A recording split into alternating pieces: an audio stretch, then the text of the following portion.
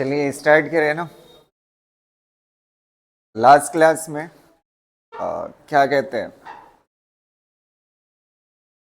जो हमने last class में देखा था वो किसके बारे में देखा था? प्लेन मिरर में। ठीक है, प्लेन मिरर में अगर दो प्लेन मिरर और कैसी हो, इंक्लाइन हो, तो नंबर ऑफ इमेजेस कितनी बनती है। तो इन दो एग्जांपल्स को हमने देखा था, वहीं से आगे कंटिन्यू करते हैं। ठीक है, अगर इस तरह से दो मिरर इंक्लाइन है, इनके बीच में एंगल कितना है? 90 डिग्री। ऑब्जेक्ट कितने पे रखा हुआ है? 45 पे ना। और दूसरा एग्जांपल ये वाला देखा था, ठीक है, इस तरह से। और इसमें ऑब्जेक्ट जो है कितने पे रखा हुआ था? 30 और 60 पे ना। तो नंबर ऑफ इमेजेस कितनी आई थी इस वाले में? नंबर ऑफ इमेजेस कितनी आई थी?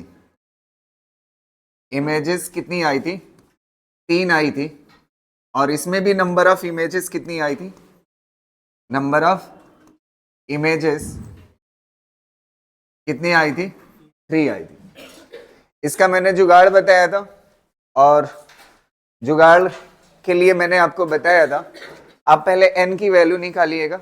n की वैल्यू कितने के बराबर होती है? 360 डिवाइड बाई दोनों मिरर के बीच का एंगल। तो यहां भी कितना है दोनों मिरर के बीच में एंगल? 90। और यहां भी कितना है? 90। बस इसमें और इसमें फर्क क्या है? इसमें सिमेट्रिकली रखा हुआ ऑब्जेक्ट और इसमें अनसिमेट्रिकली। तो अगर 90 से डिवाइड करोगे तो n की वैल्यू कितना आ जाएगी? कितना आ जाएगी? 4 आ जाएगी। और 4 इवन नंबर है। अगर इवन नंबर है और नंबर ऑफ, मतलब ये जो नंबर आता है वो इवन आता है, अगर आपको नंबर ऑफ इमेजेस पता करना है तो आप क्या कर देते हो? सिर्फ n-1 कर दो। इसी वजह से दोनों केस में कितना आ रहा है? 3 आ रहा है। अब एक काम करते हैं, ध्यान से सुनिएगा, 1 मिनट। इसी पिक्चर को हम इस मिरर को यहां पे बनाते हैं, ठीक है, इस मिरर को यहां पे बनाते हैं, और ये सामने ऑब्जेक्ट है, और इस मिरर को यहां पे बनाते हैं, ठीक है, इस तरह से। ठीक, अब इस तरह से बना हुआ है हमारा, यहां पे ऑब्जेक्ट है। जानते हैं यही क्वेश्चन है, यहां पे नंबर ऑफ इमेजेस कितनी थी? 3 थी। हमने क्या किया है इस क्वेश्चन में, इतना हिस्सा जानते हैं, यहां से ये वाला हिस्सा क्या कर दिया है? ये वाला हिस्सा यहां तक का मिरर क्या कर दिया है? हटा दिया है। तो यही वाला क्वेश्चन बन जाएगा ना। इतना मिरर हटा देने के बाद अब बताइए नंबर ऑफ इमेजेस कितनी बनेगी? नंबर ऑफ इमेजेस कितनी बनेगी? इसमें कितना बन रही थी? 3 बन रही थी। इस वाले में कितना बन रही थी? 3 बन रही थी। इसमें अगर उतना तोड़ करके निकाल दोगे तो कितना बनेगी? समझ आ रही ना बात? तो एक चीज आप समझिए, 2 तो 100% बनेगी। एक इसकी वजह से यहां पे बनेगी, इस मिरर की वजह से, और एक इसकी वजह से यहां पे बनेगी। ये 2 हो जाएगी। अब मैंने आपको बताया था, अच्छा यहां से आप देखिए, अगर ये वाली इमेज या ये वाली इमेज इसके लिए ऑब्जेक्ट का काम, ये वाली इमेज इसके लिए ऑब्जेक्ट का काम। समझ आ रही ना बात? सिर्फ तभी कर सकती है जब एक मिरर की रिफ्लेक्टेड रे किस पे पड़ रही हो? दूसरे पे पड़ रही। ये तीसरी बार बता रहा हूं मैं। समझ आ रही ना? ये ऑब्जेक्ट की वजह से इस मिरर ने क्या बनाया? इमेज।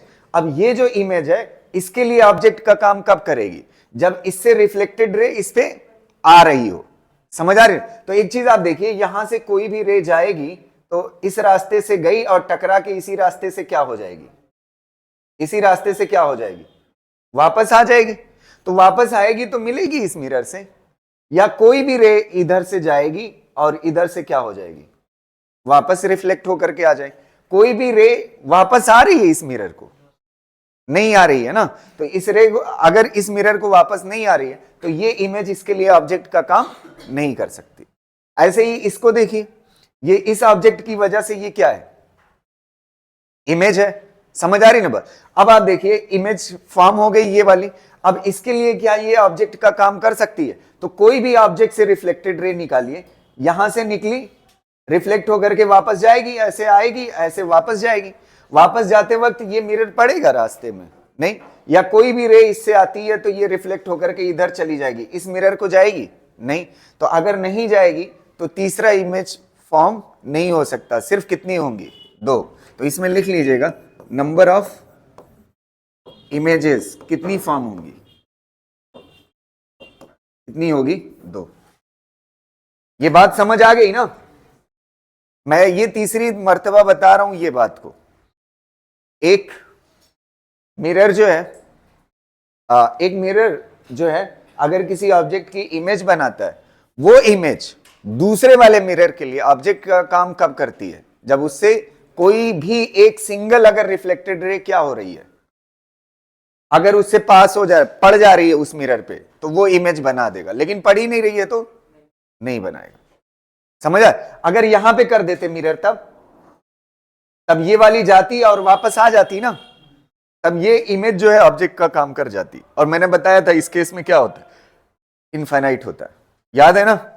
अगर यहां पे मिरर लगा देते, मतलब इस वाली लाइन, क्लियर रहेगा ना? कर ले जाओगे? चलो इसको कर लीजिए।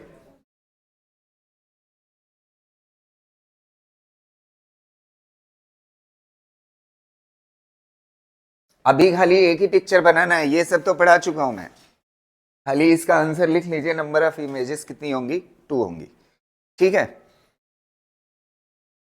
आपको सभी बनाने की जरूरत नहीं है। हो गया ना? ठीक है, अगला कॉन्सेप्ट देखिएगा। नेक्स्ट,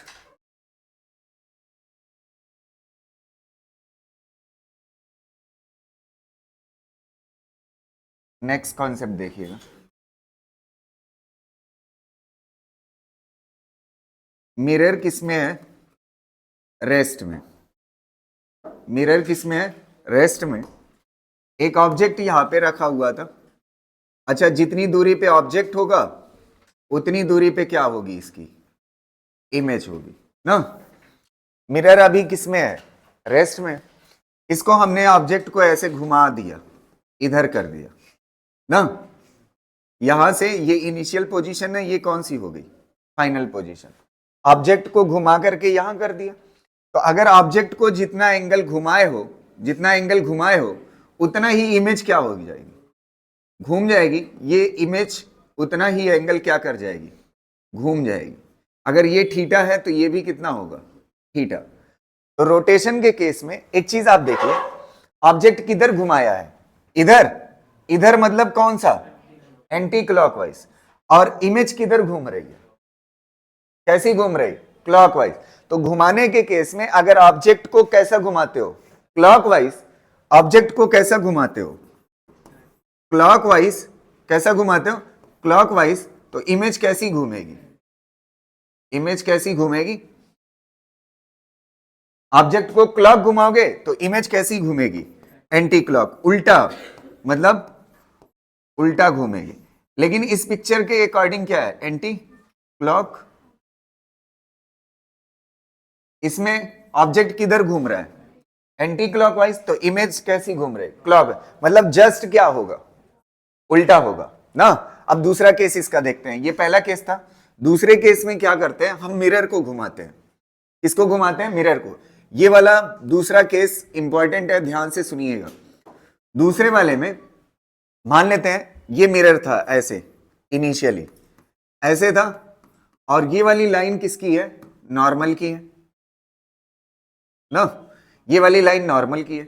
अब इसके बाद क्या होता है? यहां से रे इंसिडेंट करती है, यहां से ना, यहां से रे इंसिडेंट की, और ये वाली कौन सी हो जाएगी? जितने एंगल पे इंसिडेंट करेगी उतने एंगल पे क्या हो जाएगी? रिफ्लेक्ट कर जाएगी। ये इंसिडेंस एंगल और ये रिफ्लेक्शन एंगल, दोनों आई और आर क्या होंगे? बराबर होंगे। अब सेकंड केस में देखना, मैंने क्या किया? मिरर को, इस मिरर को, ये कौन सी पोजीशन है? इनिशियल। रे जैसी है वैसी ही रहेगी। मैंने क्या किया? मिरर को घुमा दिया। मैंने मिरर को क्या कर दिया? घुमा दिया। और मिरर को जानते हैं कितना घुमाया मैंने? मिरर को घुमाया आई डिग्री। कितने के बराबर? इंसिडेंस एंगल के बराबर। अब आप थोड़ा सा मुझे बताइएगा नॉर्मल किधर शिफ्ट हो जाएगा, नॉर्मल बताइए किस लाइन में आ जाएगा। मैंने आई डिग्री उठाया है तो नॉर्मल इधर से घूम करके इधर हो जाएगा ना, इस लाइन पे ना, इस वाली लाइन पे। तो नॉर्मल यहां पे था, यहां पे आ गया, ये इनिशियल था और ये क्या हो जाएगा, फाइनल। अब ये बताओ इंसिडेंस एंगल कितने के बराबर है इस नॉर्मल के लिए, कितने के बराबर है, आई प्लस आर ना यार, कितने के बराबर है, आई प्लस आर। तो रिफ्लेक्टेड रे कितने पे जाएगी बताइएगा, रिफ्लेक्टेड रे कितने पे जाएगी, ये वाला एंगल नॉर्मल से जो होगा वो कितने के बराबर है, आई प्लस आर के बराबर। नहीं समझ आई बात, ये नॉर्मल हो गया ना, तो जितने पे इंसिडेंस एंगल कितने के बराबर, आई प्लस आर, तो ये कितने के बराबर हो जाएगा रिफ्लेक्टेड रे, कितना हो जाएगा, आई प्लस। ध्यान से सुनना, इसमें क्या किया था, ऑब्जेक्ट को कैसे घुमाया था, एंटी क्लॉक, तो इमेज कैसी घूमी थी, क्लॉक। इसमें देखिए मिरर को कैसे घुमाया है, क्लॉक, कितना घुमाया है, आई। आपको पता है रिफ्लेक्टेड रे कितना घूम गई, अच्छा आर बराबर है ना, तो आई प्लस आई कितना हो जाएगा, 2i। अच्छा ये बताओ अगर मिरर को आपने कितना घुमाया, आई, तो रिफ्लेक्टेड रे जानते हैं कितना घूमी है, 2i, कितना घूमी, 2i। तो एक बार फिर से मेरे साथ दोहराइएगा, अगर आपका मिरर किसमें है, रेस्ट में, और ऑब्जेक्ट को कितना घुमाते हो, एंटी क्लॉकवाइज, थीटा घुमाते हो, तो इमेज भी कितना घूमती है, थीटा ही घूमती है, लेकिन कैसा घूमती है, क्लॉकवाइज। लेकिन अगर ऑब्जेक्ट अपनी जगह पे है, मतलब रे जैसी आ रही थी वैसे ही है, आपने किसको घुमा दिया, मिरर को, कितना घुमाया, आई, तो रिफ्लेक्टेड रे कितना घूम जाएगी, 2i घूम जाएगी। समझ आ रही ना बात, क्लियर रहेगा ना। तो यहां पे आप थ्योरेटिकली लिख लीजिएगा अच्छे से इस बात को, कि अगर आप मिरर को कितना घुमाते हो, आई, तो रिफ्लेक्टेड रे कितना घूम जाएगी, 2i, और किस डायरेक्शन में, सेम डायरेक्शन, किस डायरेक्शन में, सेम डायरेक्शन।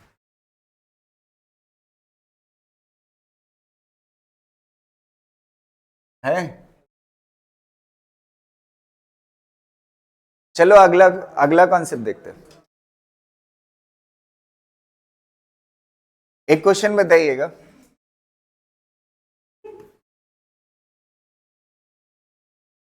इतना खुश है?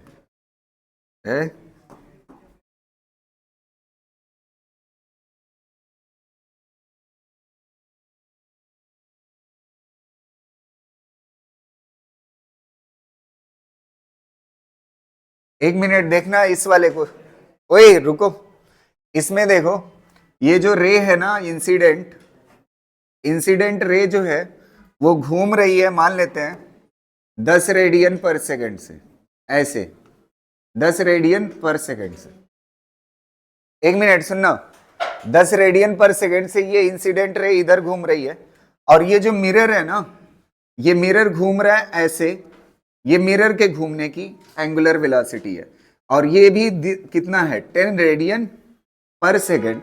तो आप ये बताइए रिफ्लेक्टेड रे कितना घूमेगी, रिफ्लेक्टेड रे कितना घूमेगी अपनी पोजीशन से, एक मिनट सुनिएगा, ये कितना घूम रही है, 10। अगर रिफ्लेक्टेड, सुनो, ये इंसिडेंट रे कितना घूम रही है, 10, इसकी वजह से रिफ्लेक्टेड रे किधर घूमेगी, किधर घूमेगी बोलो, इधर घूमेगी ना, इधर की तरफ कितने से, 10 रेडियन पर सेकेंड, उल्टा घूमती है ना। अब मिरर कितना घूमा है, 10, तो उसी डायरेक्शन में रिफ्लेक्टेड रे कितना घूमेगी, उसी डायरेक्शन में, कितना, 20 रेडियन पर सेकेंड। तो नेट कितना आएगा बताइए, 10, और किस तरफ आएगा, क्लॉकवाइज, तो 10 रेडियन पर सेकेंड, कैसा, 10 रेडियन पर सेकेंड क्लॉकवाइज। जल्दी करिए इसको, एक क्वेश्चन मैं जोड़ करके करा देता हूं कल की क्लास, और नंबर ऑफ इमेजेस पे, ठीक है, फिर उसके बाद हम स्टार्ट करेंगे स्फेरिकल मिरर, ठीक है, दोनों को जोड़ करके। लिख चुके कि नहीं यार, हो गया। देखो इस क्वेश्चन को देखो, a ray reflected successively from two plane mirrors inclined at a certain angle undergoes a deviation of 300 degree.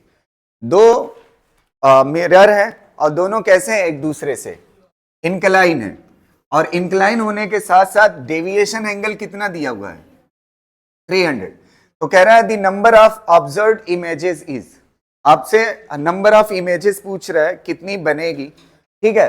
तो इंक्लाइन के केस में नंबर ऑफ इमेजेस पूछता ही है, तो इंक्लाइन के केस में नंबर ऑफ इमेजेस अगर पूछता है कि कितनी बनेंगी, समझ आ रही ना बात, तो कितनी बनेगी, तो सबसे पहले मुझे एक जानकारी चाहिए कि इन दो मिरर्स के बीच में एंगल कितना है ना, इन दो मिरर्स के बीच का एंगल कितना है. अगर एंगल मुझे पता चल जाए तो मेरा काम हो जाएगा, नंबर ऑफ इमेजेस बता सकते हैं ना.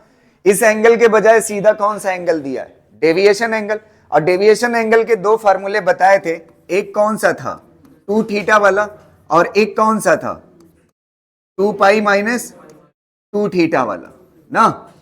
तो ये एंगल ज्यादा है ना, तो कौन सा सेट होगा, ये 2 पाई माइनस 2 थीटा वाला. तो 2 पाई माइनस 2 थीटा बराबर होगा किसके 300 के.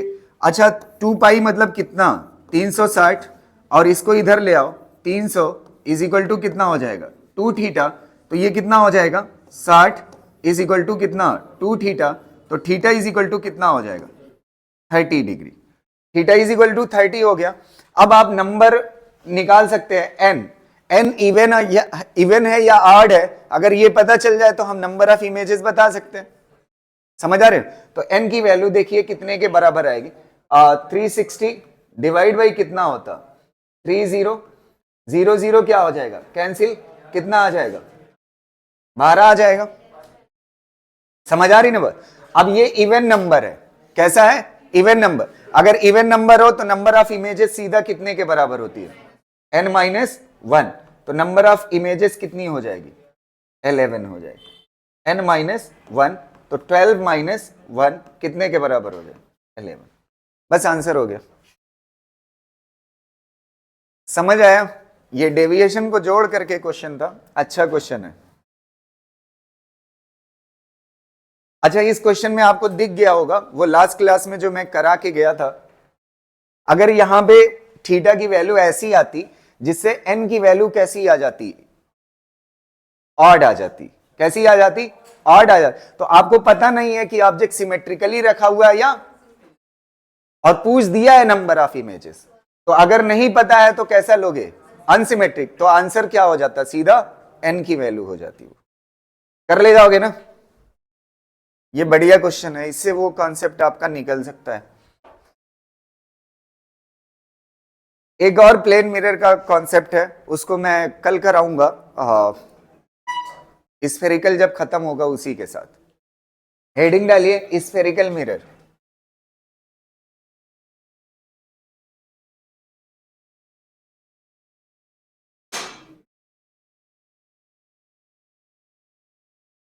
स्फेरिकल मिरर, इसको बढ़िया से समझिएगा. ये कहीं ना कहीं स्फेरिकल मिरर जो है मिलता जुलता सा भी है, मतलब लेंस में भी बहुत सारी चीजें ऐसे रिलेट करेंगे. तो जितना अच्छा मिरर होगा उतना अच्छा लेंस होगा आपका.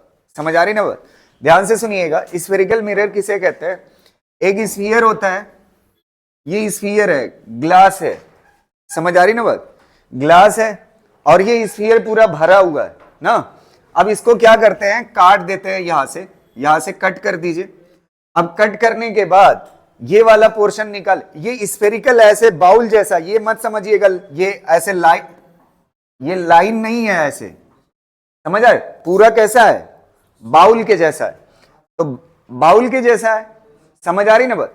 तो ये पूरा बाउल के जैसा है स्फीयर को हमने क्या कर दिया कट कर. ये अंदर भरा नहीं है बल्कि कैसा अंदर कैसा है खाली है, समझ आ रही है, अंदर कैसा खाली है. इसको मेरा भरा हुआ कहने का सेंस ये है ना, ऐसे बाउल जैसा कटोरे जैसा है, वो बीच में क्या होता है खाली होता है. तो उस तरह से इसको कट करके निकाल लीजिए. अब देखिए अगर आपने इसको पॉलिश जो है बाहर से कर दिया, कहां से कर दिया बाहर से कर दिया तो इसको क्या बोलते हैं, कॉनकेव ना। और अगर इसकी पॉलिश कहां से कर दी, अंदर से कर दी, अंदर से कर दी तो इसे बोलते हैं क्या चीज, कॉन्वेक्स। समझ आ रही ना बात? एक मिनट सुन लो, अबे ध्यान से सुनना, इसको कॉनकेव क्यों बोलते हैं, ध्यान से सुनिएगा। ये वाली जो सरफेस है ना, इसको बोलते हैं रिफ्लेक्टिंग सरफेस। कौन सी surface, reflecting surface, reflecting surface. और इसकी रिफ्लेक्टिंग सरफेस कौन सी है, ये वाली रिफ्लेक्टिंग सरफेस है, रिफ्लेक्टिंग सरफेस। और बाहर वाली कौन सी है, रिफ्लेक्टिंग सरफेस ना, ये रिफ्लेक्टिंग सरफेस कहलाती है। और ये बाहर वाली कैसी कहलाती है, दूसरी वाली कौन सी कहलाती है, पॉलिश्ड कहलाती है। तो अगर रिफ्लेक्टिंग सरफेस अंदर से दबी हुई है तो क्या कहलाता है, कॉनकेव। केव कैसी होती है, दबी हुई होती है ना, ऐसा दिखता है। तो अगर रिफ्लेक्टिंग सरफेस दबी हुई है तो क्या कहलाएगा, कॉनकेव। और अगर रिफ्लेक्टिंग सरफेस कैसी है, उभरी हुई है, तो क्या कहलाएगा, कॉन्वेक्स कहलाएगा। क्लियर रहेगा ना? तो ये कॉनकेव और क्या हो गया, कॉन्वेक्स हो गया। अब इसका कुछ यहां तक क्लियर है ना? अब इसके कुछ नॉमेनक्लेचर होते हैं, उसको समझ लेते हैं। नॉमेनक्लेचर इसका मान लेते हैं इस तरह से, अबे बोलो नहीं, ठीक है। यहां पे ये इस लाइन को बोलते हैं प्रिंसिपल एक्सिस। क्या बोलते हैं, प्रिंसिपल एक्सिस। और ये प्रिंसिपल एक्सिस जो है ना, ये हमारी चॉइस के ऊपर है। हम इसको लेते ही इस तरह से ताकि हमारी कैलकुलेशन क्या हो जाए, आसान हो जाए। आप चाहो तो प्रिंसिपल एक्सिस ऐसे भी ले सकते हो, कोई दिक्कत नहीं है, लेकिन अपने लिए मुसीबत खड़ी कर बैठेंगे, तो इसलिए हम ऐसे ही ले रहे हैं प्रिंसिपल एक्सिस। अब आप देखिएगा यहां पे एक पॉइंट होता है जिसे क्या बोलते हैं, पोल बोलते हैं। क्या बोलते हैं, पोल। और इसको किससे दिखाते हैं, पी से। किससे दिखाते हैं, पी से। अब आप देखिए ये जो स्फीयर है ना, ये किसी स्फीयर का हिस्सा है ना, ये वाला पार्ट। तो इस किसी स्फीयर का हिस्सा है, तो जाहिर सी बात है इसका कोई सेंटर होगा। क्या होगा, सेंटर होगा। और इसकी ये जो रेडियस होगी, ये क्या कहलाएगी, radius of curvature. Radius of curvature ना, रेडियस ऑफ कर्वेचर। अब देखिएगा एक चीज इसमें होती है, रेडियस ऑफ, ये सेंटर हो गया। सेंटर और पोल, सेंटर और पोल के बीच में तो नहीं कह सकते, कोई ऐसी जगह होती है, वैसे मतलब एक स्पेशल केस होता है बीच में ना। इस वाले पॉइंट को क्या बोला जाता है, एफ। और इसको क्या बोला जाता है, फोकस बोला जाता है। क्या बोला जाता है, फोकस बोला जाता है। समझ आ रही ना बात? ये एग्जैक्ट क्या हुआ है, क्या हो गया आपका, फोकस। अच्छा, फोकस जो है ना, वो डिसाइड किससे होता है, रेस दो तरीके की होती है, एक मार्जिनल रेस होती है और एक होता है पैरेक्सियल रेस। समझ आ रही ना बात? तो ये जो फोकस है ना, ये एफ है। ये अगर आपकी रेस कैसी है, जो पूरा कॉन्सेप्ट पढ़ना है पैरेक्सियल रेस के लिए पढ़ना है, किसके लिए, पैरेक्सियल रेस के लिए। तो पैरेक्सियल रेस के लिए जो फोकस होता है वो सेंटर और पोल के एग्जैक्टली कहां पे होता है, बीच में होता है। तो सारा कॉन्सेप्ट हमारा किसके लिए है, पैरेक्सियल रेस के लिए। अभी मैं बता रहा हूं पैरेक्सियल रेस होती क्या है, यहां तक क्लियर है? अब इसके बाद एक चीज और होती है, ये चीज ध्यान से सुनिएगा। इस वाली लाइन को, इसको, ये वाला जो होता है, ये वाली चीज, ये वाली जो लेंथ होती है, इसको बोलते हैं अपर्चर।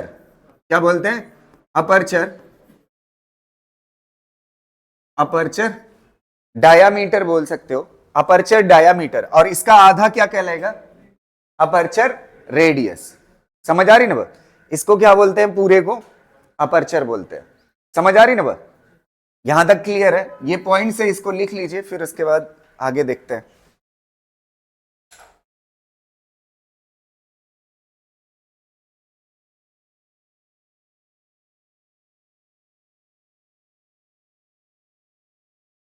हो गया? अब आप देखिएगा अगली चीज, ये जो मिरर पे आकर के इंसिडेंट रे पड़ेगी ना, वो दो तरह की हो सकती है। एक कैसी हो सकती है, मार्जिनल रेस, और दूसरी कैसी हो सकती है, पैरेक्सियल रेस। तो ज्यादातर हमें किसके बारे में पढ़ना है, एनसीईआरटी के हिसाब से यही है हमारे सिलेबस में, समझ आ रही ना बात। लेकिन थोड़ा बहुत इसकी भी जानकारी रहनी चाहिए मार्जिनल के बारे में। अगर असर्शन रीजन का या इस तरह का क्वेश्चन बनता है तो वर्ड डाल सकता है, कोई दिक्कत नहीं है, तो थोड़ा बहुत सुना हुआ होना चाहिए। समझिएगा, अगर आपके पास ये मान लेते हैं कॉनकेव मिरर है, कॉनकेव मिरर, और ये हो गई आपकी प्रिंसिपल एक्सिस ना। अगर ध्यान से सुनिएगा, देखो पैरेक्सियल भी पैरेलल हो सकती है रेस प्रिंसिपल एक्सिस के, और मार्जिनल भी पैरेलल हो सकती है, कोई दिक्कत नहीं है। ये कौन सी एक्सिस है? प्रिंसिपल। प्रिंसिपल एक्सिस से भाई मिरर को आकर के टकरा सकती है रेस, कैसी भी हो ना, दोनों पैरेलली टकरा सकती है, दोनों पैरेलली टकरा सकती है। लेकिन अगर ये क्या है? सेंटर, और ये क्या है? पोल। अगर टकराने के बाद एकदम बीचों बीच से पास हो गई रे, मतलब ये वाली दूरी कितना है पोल से? ये पूरी कितने के बराबर है? आर के बराबर। और ये वाली दूरी कितने के बराबर? r/2। तो अगर रेस टकराने के बाद कहां से पास हो गई? r/2 से, तो समझ जाना ये कौन सी रेस है? पैरेक्सियल रेस है। कैसी है? पैरेक्सियल। और अगर टकराने के बाद यहां से नहीं कहीं और पोजीशन से चली गई, पास हो गई, तो वो कैसी होगी? Marginal rays. कैसी होगी? Marginal rays. समझ आई? मार्जिनल रेस मिरर से टकराने के बाद, मतलब फोकस मतलब r/2। फोकस मतलब क्या? f मतलब क्या? पोल से कितनी दूरी पे? r/2 से अगर पास हुई तो क्या कहलाएगी? पैरेक्सियल। अगर r/2 से पास नहीं हुई तो मार्जिनल। समझ आ रही ना बात? अब इसके बाद दूसरी बात समझिएगा कैसे। एक मिनट सुनना। अगली बात, कैसे ये पैरेक्सियल रेस और मार्जिनल रेस जो होती है, कैसे हमारे जो चैप्टर्स आगे पढ़ने हैं ना, कैसे पैरेक्सियल हम बनाते हैं, ध्यान से सुनना। ये वाली चीज क्या थी, थोड़ा सा बताइएगा एक बार। ये वाली क्या थी? Aperture diameter. और ये वाली चीज क्या है? इसका आधा अपर्चर रेडियस। अब आप देखिएगा, ये कोई कॉनकेव मिरर है, अगर इसकी अपर्चर की रेडियस, ये वाली चीज क्या है? Small R. ये वाली चीज क्या है? Small R. और ये वाली चीज थोड़ा सा बताइएगा, ये वाली चीज क्या है? Capital R. ये क्या है? Radius of curvature. अगर अपर्चर स्मॉल आर बहुत बहुत छोटा है, किससे? किससे? रेडियस ऑफ कर्वेचर से। अगर अपर्चर की रेडियस बहुत बहुत बहुत छोटी है, किसके कंपैरिजन में? रेडियस ऑफ कर्वेचर के कंपैरिजन में ये रेडियस ऑफ अपर्चर बहुत छोटी है। तो यही जो स्फेरिकल मिरर है, वो जानते हैं कैसा बिहेव करने लगता है? वो इस पे रेज आकर के पड़ेंगी तो वो उसकी मजबूरी बन जाएगी फोकस से पास होना। समझ आ रही ना बात? तो जितना हम पढ़ने जा रहे हैं स्फेरिकल मिरर, उसकी अपर्चर रेडियस बहुत छोटी होगी as compare to radius of curvature. समझ आ रही ना? तो रेस जब उस पे आकर के पड़ेंगी और टकराएंगी तो कहां से पास होगी? फोकस से। थोड़ा सा फील करिएगा इसको। मैं ये पूछ सकता है, बढ़िया बना सकता है थ्योरेटिकल क्वेश्चन, तो बढ़िया से समझिएगा, ध्यान से सुनना। आपको मैंने ग्रेविटेशन पढ़ाया है। अगर ग्रेविटेशन में आपने ध्यान दिया होगा तो आपने एलिप्टिकल प्रॉपर्टी में आपने दो फोकस पढ़ा था। क्या पढ़ा था? दो फोकस। और अगर आप देखोगे कहीं ना कहीं एलिप्टिकल के जैसा ही पैराबोला होता है। कौन होता है? पैराबोला। तो पैराबोला और एलिप्स में क्या चीज होती है? फोकस होती है। क्या चीज होती है? फोकस होती है। लेकिन अगर कोई चीज स्फेरिकल है तो उसके पास सेंटर होता है। उसके पास क्या होता है? तो एक चीज आप देखिए, ये पैराबोला ऐसा होगा ना, ऐसा होगा पैराबोला। तो पैराबोला के पास क्या होता है? फोकस होता है ना। तो पैराबोला के पास फोकस होता है। अगर हमारे सारे मिरर्स कैसे होते? पैराबोलिक बनाए होते ना। तो पैराबोलिक होने की वजह से खासियत क्या होती? पैराबोला होने की वजह से जो भी रेज इंसिडेंट करती वो फोकस से पास होती। कहां से पास होती? क्योंकि उनके पास क्या होता है? फोकस होता है। तो पैराबोलिक नेचर को अगर इसकी साइज बहुत छोटी कर दोगे ना, तो अगर स्फेरिकल मिरर भी होगा तो यहां पे कैसा बिहेव करेगा? अगर यहां पे रखोगे, पैराबोला को मैच करता हुआ है। अगर पैराबोला को मैच करता हुआ है तो अगर बहुत छोटी साइज का होगा तो ये लगभग कैसा होगा? पैराबोलिक नेचर का होगा। और पैराबोलिक की खासियत क्या होती है? उसके पास क्या होता है? फोकस। और उस पर जब भी रेज इंसिडेंट करेगी कहां से पास होगी? फोकस से पास होगी। समझ आ रही ना बात? क्लियर रहेगा ना ये बात? तो एक सबसे इंपॉर्टेंट बात कौन है? Radius much much less than क्या होना चाहिए? आर क्या है? ये अपर्चर रेडियस क्या है? Aperture radius. अगर आप चाहते हो आपका स्फेरिकल मिरर कैसा बिहेव करे, स्फेरिकल मिरर पे रेस पड़ने वाली कैसी बन जाए, पैरेक्सियल, तो अपर्चर रेडियस बहुत कम रखिए और रेडियस ऑफ कर्वेचर क्या रखिए, बहुत ज्यादा। रेडियस ऑफ कर्वेचर, ठीक है।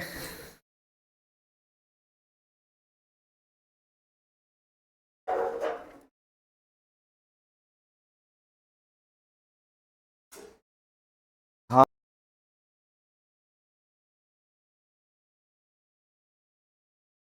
नहीं ये बात इंपॉर्टेंट है, ये बात समझ लीजिए बस। नहीं ये बात हो गई ना, ये वाली चीज याद रखिएगा थ्योरेटिकल पॉइंट ऑफ व्यू से।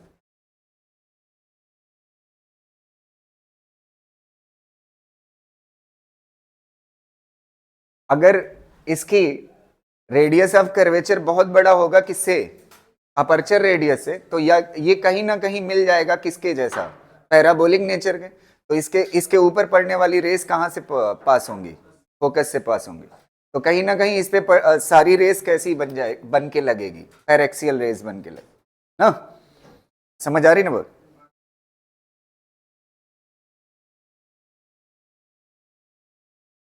अब अगला देखो, ये हमारे काम का नहीं है कोई का। अगला एक कॉन्सेप्ट थोड़ा सा पढ़ाऊंगा, ठीक है, हो गया ना। अगला कॉन्सेप्ट देखिए, एक चीज हम देखते हैं, मान लेते हैं ये स्फेरिकल मिरर है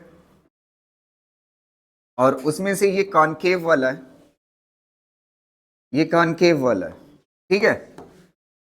अब इसके बाद देखिएगा, यहां पे इसका क्या हो गया, पोल हो गया, ठीक है, और यहां पे इसका हो गया सेंटर ऑफ कर्वेचर। अच्छा, यहां से एक रेज आई, यहां से पैरेलली एक रेज आई ना। अब पैरेलली रेज आने के बाद यहां से रिफ्लेक्ट होगी ना, और यहां से रिफ्लेक्ट होने के बाद जितने एंगल पे इंसिडेंट होगी, अच्छा नॉर्मल किधर से किधर होगा, अच्छा स्फीयर ये वाली प्लेन सरफेस का नॉर्मल तो ये होता है ना, प्लेन सरफेस का नॉर्मल ये होता है। स्फेरिकल सरफेस का नॉर्मल किधर होता है, कहां से होता है, सेंटर से। कहां से, सेंटर से। तो सेंटर से एक लाइन ज्वाइन करिए, ये वाली लाइन कौन सी है, नॉर्मल। तो जितने एंगल पे इंसिडेंट किया उतने एंगल पे क्या किया, रिफ्लेक्ट किया। यहां तक क्लियर है? अब इसके बाद देखिएगा, ये वाली दूरी, ध्यान से सुनना, ये वाला एंगल कौन सा है, इंसिडेंस एंगल। तो जो इंसिडेंस एंगल होगा वही रिफ्लेक्शन एंगल होगा। आई बराबर होगा किसके, आर के। अब इस वाले ट्रायंगल को देखिएगा, यहां पे मान लेते हैं ये एफ नाम दे देते हैं, फोकस नहीं है, एफ नाम दिया है। समझ आ रही ना बात? अब ध्यान से देखना, पोल से लेकर के एफ तक की दूरी निकालते हैं। समझ आ रही ना बात? तो ये वाली दूरी अगर निकालना है तो इस ट्रायंगल को अलग कर लीजिए। अच्छा, यहां से एक परपेंडिकुलर मैं ड्रॉ कर देता हूं, एक परपेंडिकुलर ड्रॉ करिए और इस ट्रायंगल को अलग कर लीजिए। यहां पे अलग करेंगे, ये ग्रीन कलर वाली लाइन, ग्रीन कलर वाली, और ये वाली रेड कलर वाली ना, और ये वाली। अच्छा, ये वाली लाइन यहां से डिवाइड है ना आधी, तो ये बताइए ये पूरा कितने के बराबर है, ये ग्रीन कलर वाला रेडियस ऑफ कर्वेचर, तो ये कितना हो जाएगा, r/2, और ये कितना हो जाएगा, r/2। अच्छा, जब कभी फिजिक्स में मैंने आपको बताया था z बन जाता है, तो ये थीटा है, तो ये भी कितने के बराबर होगा, थीटा के बराबर। तो अगर आप ईमानदारी से देखो, ये z बन रहा है कि नहीं, ये z बन रहा है ना, तो ये i है, तो ये भी कितने के बराबर होगा, i के बराबर। अच्छा, ये वाला एंगल कितने के बराबर है, i के बराबर ना। अच्छा, ये वाले पॉइंट देखिएगा, इसका नाम क्या है c, इसका नाम क्या है f ना। अच्छा, ये बताओ CF cos i, CF cos i कितने के बराबर होगा, CF cos थीटा ना, ये वाला कंपोनेंट होगा, CF cos थीटा ये वाला कंपोनेंट होगा, और ये वाला कंपोनेंट कितने के बराबर होगा, r/2 के बराबर। तो CF इज इक्वल टू कितने के बराबर हो जाएगा, r/2 cos i के बराबर। यहां तक कोई दिक्कत, CF आ गया।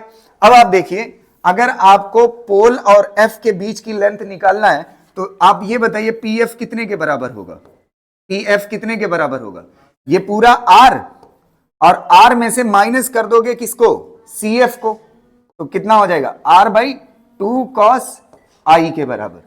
यहां तक हो गया, यहां तक क्लियर है ना। अब आप क्या करोगे, यहां तक पी एफ आपका आ जाएगा, ध्यान से देखना, यही क्या है पी से एफ तक, ये मार्जिनल रेस के लिए फार्मूला है, जहां से रिफ्लेक्ट होकर के रे पास हो रही है उसकी पोल से दूरी कितने के बराबर है, R minus R by 2 cos i. अच्छा ये किस पे डिपेंड कर रही है, पी और एफ की वैल्यू, ये इंसिडेंस एंगल पे। अगर मान लेते हैं आई बहुत छोटा है, आई क्या है, आई इज वेरी स्मॉल, आई क्या है वेरी स्मॉल, अगर आई बहुत छोटा है ना, अगर आई बहुत छोटा है तो उस केस में क्या होगा, अगर आई बहुत छोटा है तो cos 0 हो जाएगा, और cos 0 की वैल्यू कितने के बराबर हो जाएगी, 1 के बराबर, तो पी एफ कितने के बराबर हो जाएगा, आर माइनस आर बाई 2 के बराबर हो जाए, और ये आंसर कितना हो जाएगा आर बाई 2, ये आपका हो गया क्या पी एफ, और इसी को क्या बोलते हैं फोकल लेंथ बोलते हैं ना, इसी को क्या बोलते हैं फोकल लेंथ। तो आपको समझ आया ये focal length f is equal to R by 2 के बराबर कब है, कब है, जब ये वाला इंसिडेंस एंगल क्या हो, बहुत छोटा हो। तो इंसिडेंस एंगल बहुत अगर छोटा होगा तो उस वक्त ये रे कैसा बिहेव करेगी, कैसा बिहेव करेगी, पैरेक्सियल जैसा, कैसा बिहेव करेगी, पैरेक्सियल जैसा, और पैरेक्सियल जैसा अगर बिहेव करेगी तो रिफ्लेक्ट होने के बाद रे कहां से पास होगी, f is equal to R by 2 से। क्लियर रहेगा ना, इसको कर लीजिए। ये वाला फार्मूला किसके लिए है, ये वाला मार्जिनल के लिए।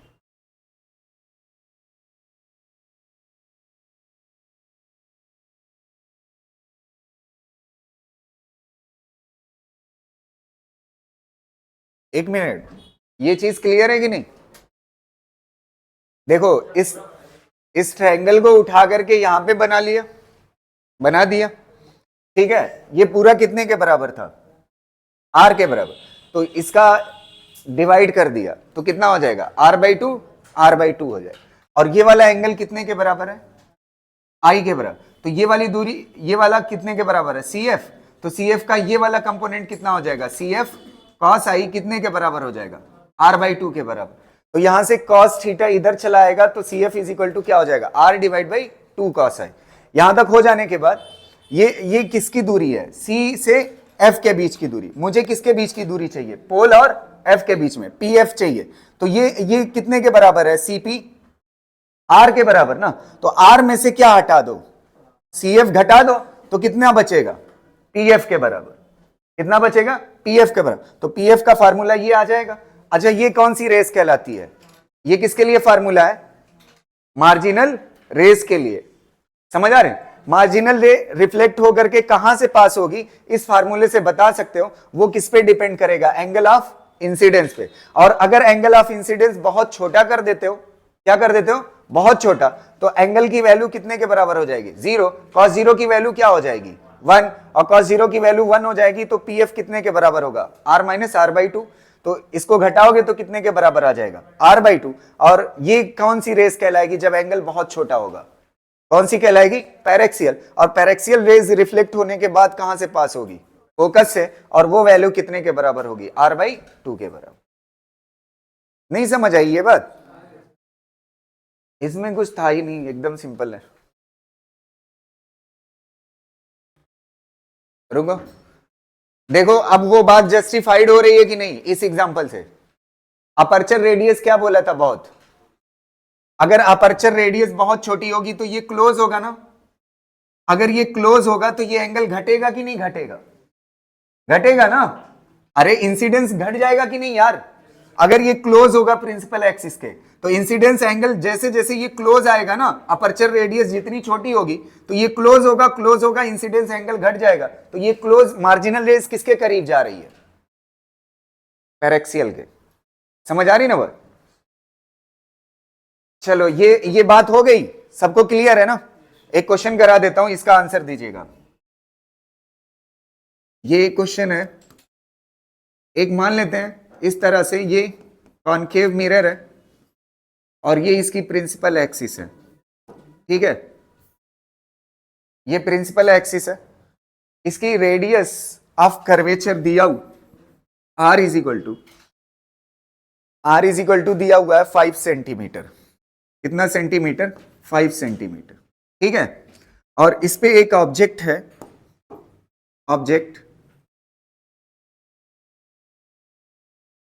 ठीक है, इस पे एक ऑब्जेक्ट रखा हुआ है 4 सेंटीमीटर का। कितने सेंटीमीटर का? 4 सेंटीमीटर, 4 सेंटीमीटर ना। आपसे पूछ रहा है find the distance of the F from pole, find the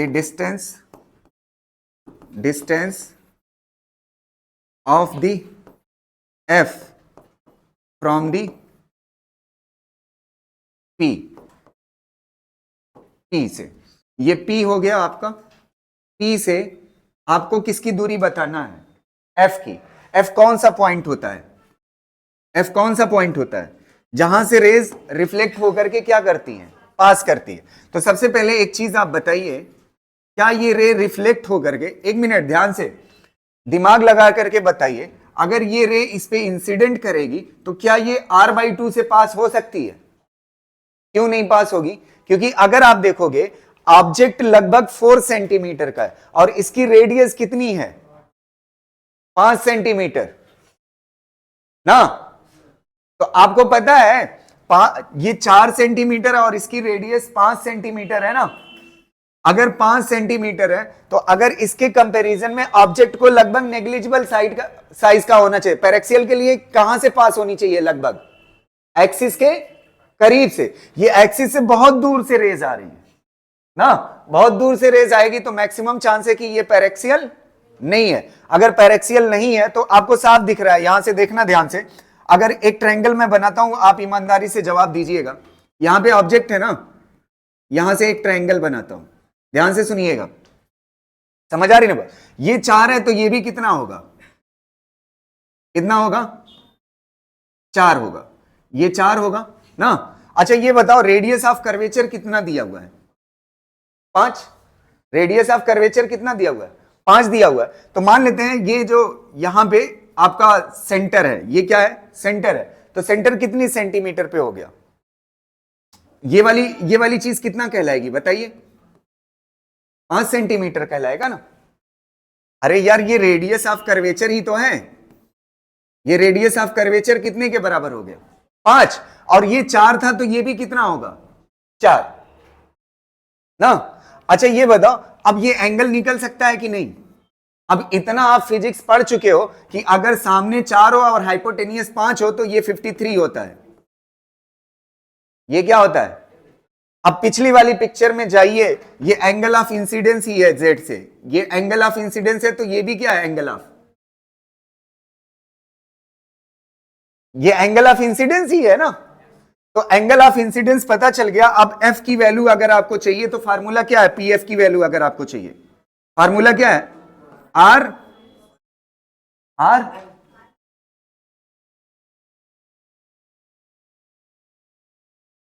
are minus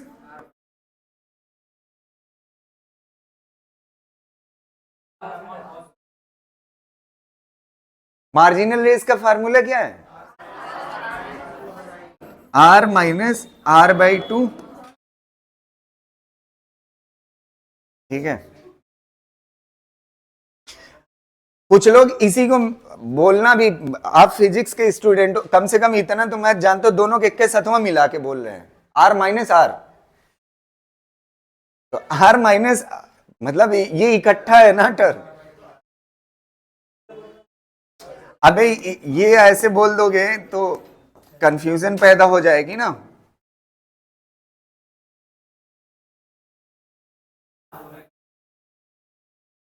हाँ चलो ठीक है, बताओ कितना आंसर आएगा? 1 मिनट छोड़ो यार, आंसर बताओ इसका कितना आएगा? R minus R/2। अच्छा कॉस आई की वैल्यू कितने के बराबर है? कॉस आई क्या होगा, base divide by base, base कितने के बराबर होगा, 3, कॉस आई चाहिए ना, बेस डिवाइड बाई हाइपोटेनियस कितना हो जाएगा, 3/5। आर की वैल्यू कितना दी हुई थी, 5 माइनस 5 डिवाइड बाई 3, 2 जा कितना हो जाएगा 6, और 6 डिवाइड बाई 5 किधर चला जाएगा ऊपर, तो कितना आ जाएगा बताइए, 5 माइनस 25 डिवाइड बाई कितना हो जाएगा 6, तो कितना हो जाएगा 5/6। अबे 6 बच्चे 30 होगा।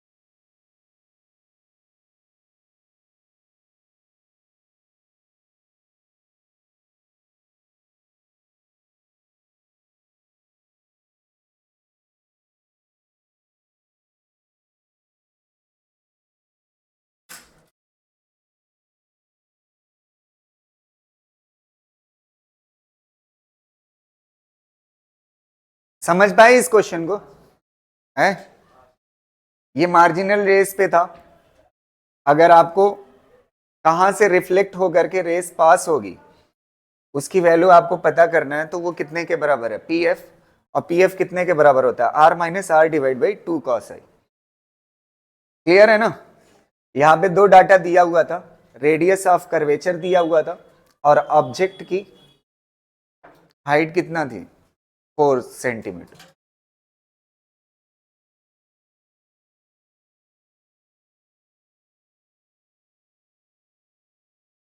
अच्छा, किसी के दिमाग में ये तो नहीं आ रहा है कि इसको ऑब्जेक्ट को यहीं क्यों लिया, आगे पीछे भी कर लोगे तब भी वही आंसर आएगा। समझ आ रही ना बात, इससे हमने ऑब्जेक्ट से क्या मदद ली है, सिर्फ ये वाली दूरी पता करने की, बस। समझ आ रही ना बात, इससे ज्यादा ऑब्जेक्ट का कोई खास रोल नहीं है, ठीक है। और इससे एक चीज और पता चल गई थी कि ये मार्जिनल का क्वेश्चन है। क्लियर रहेगा ना, कर ले जाओगे, ठीक है।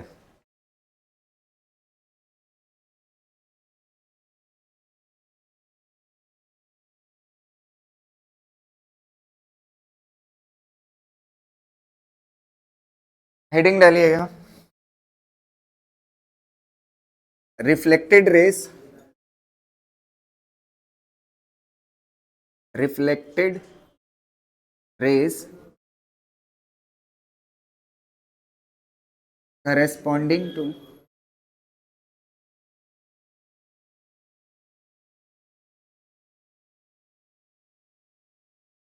corresponding to incident paraxial rays. हाँ,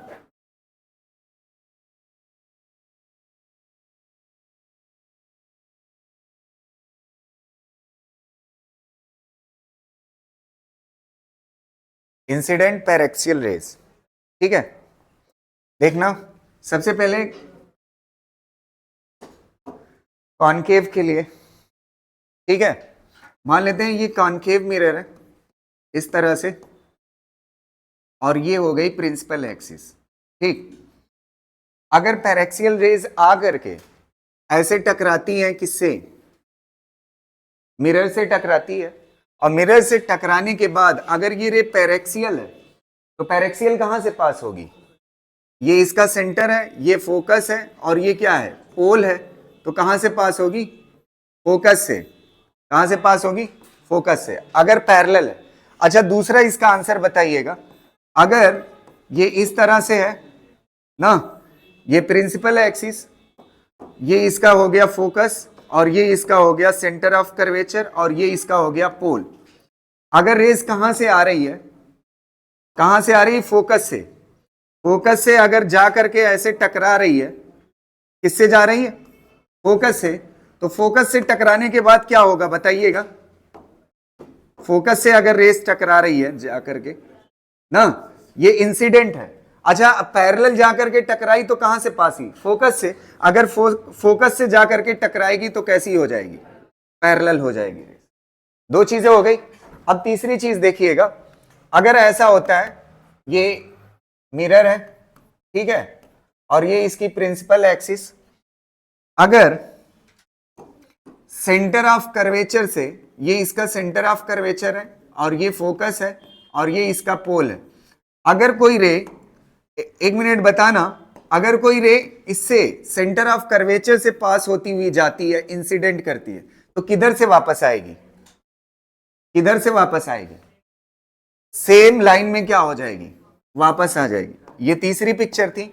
और ये चौथी पिक्चर देखिएगा, लास्ट इसके ऊपर, अगर कोई रे पोल पर आकर के पड़ती है इस तरह से, तो जिस एंगल पे इंसिडेंट होगी उसी एंगल पे क्या होगी? रिफ्लेक्ट होगी। ये इमेज बनाने के काम आएगा। जिस एंगल पे इंसिडेंट होगी उसी एंगल पे क्या होगी? रिफ्लेक्ट होगी। क्लियर रहेगा ना?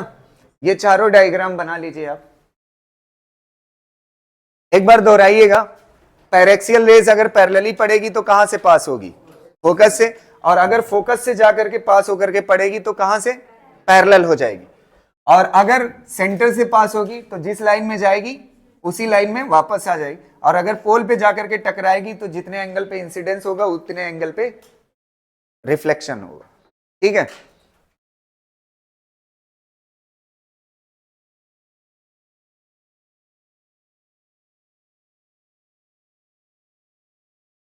ये किसके लिए है सारा कॉन्सेप्ट?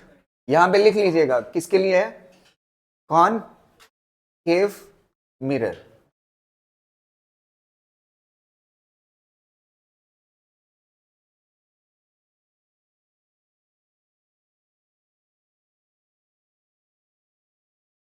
अगला चीज जो है कॉन्वेक्स मिरर के लिए, देखिए यही सेम चीज,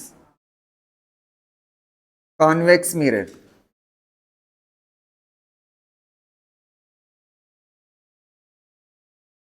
कॉन्वेक्स मिरर में क्या होगा? ध्यान से देखिएगा, ये इसका हो गया पोल, यहां पे हो गया फोकस, और यहां पे हो गया सेंटर ऑफ कर्वेचर। ठीक है? अरे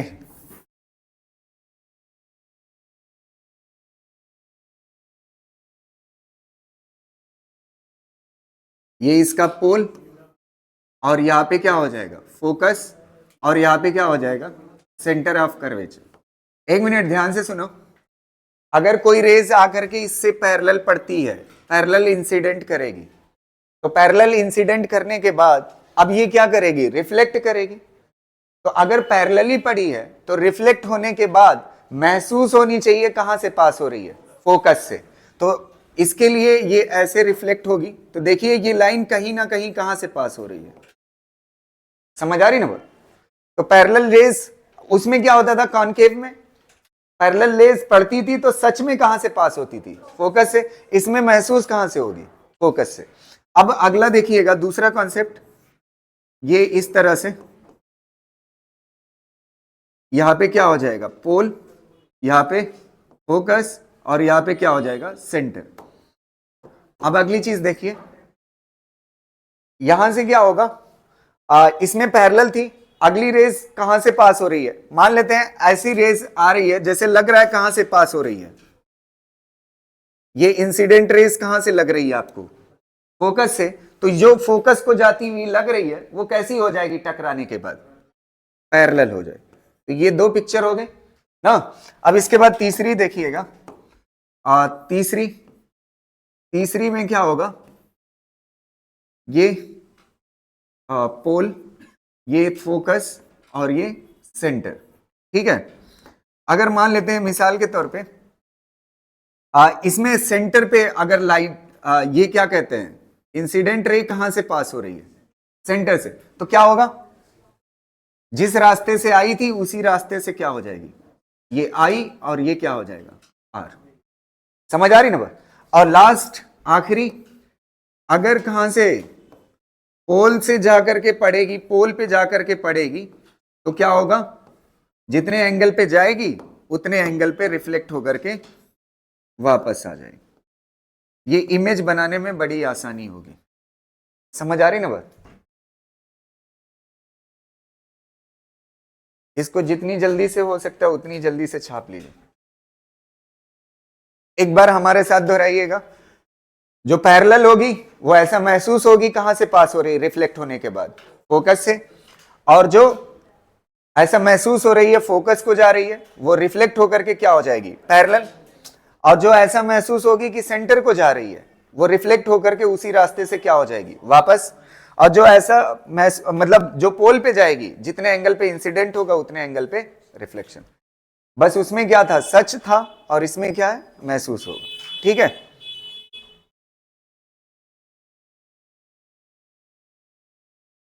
क्लियर रहेगा।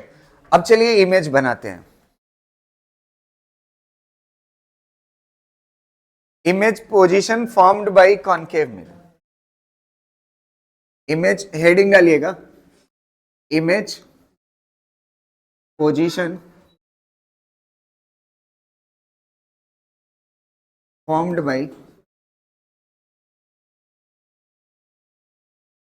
Concave mirror. Image position formed by concave mirror. देखिए इसमें 5 पिक्चर है, पांचों में एक साथ बनाता हूं, ध्यान से सुनिएगा एक एक करके, फिर उसके बाद आप कॉपी करिएगा। ठीक है, एक पेज में 2 निपटाएंगे। पहला ऑब्जेक्ट इज एट इंफिनिटी। देखिए मैग्निफिकेशन के मीनिंग इसी पिक्चर से समझ आएगी बढ़िया से।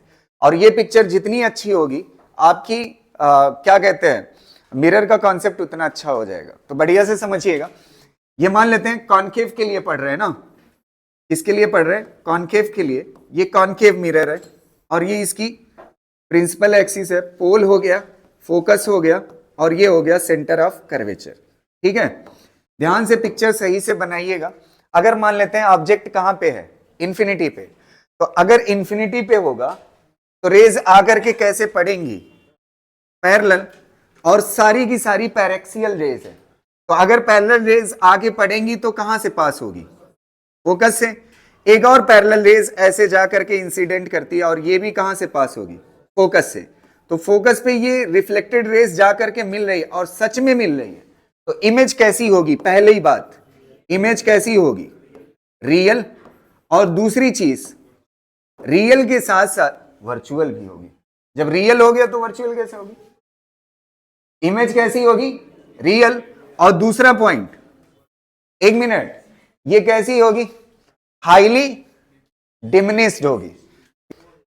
तो ये हाईली क्या हो जाएगी, डिमिनिश्ड,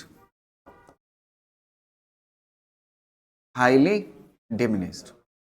ठीक है, हाईली डिमिनिश्ड मतलब एक पॉइंट जैसा। ऑब्जेक्ट कहां पे है, इंफिनिटी पे, तो इमेज कहां पे बनेगी, फोकस पे।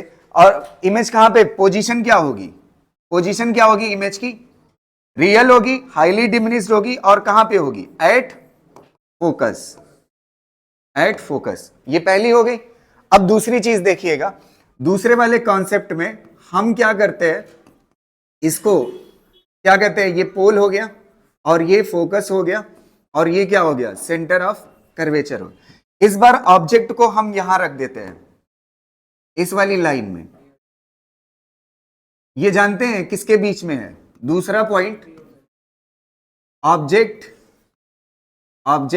इज इन बिटवीन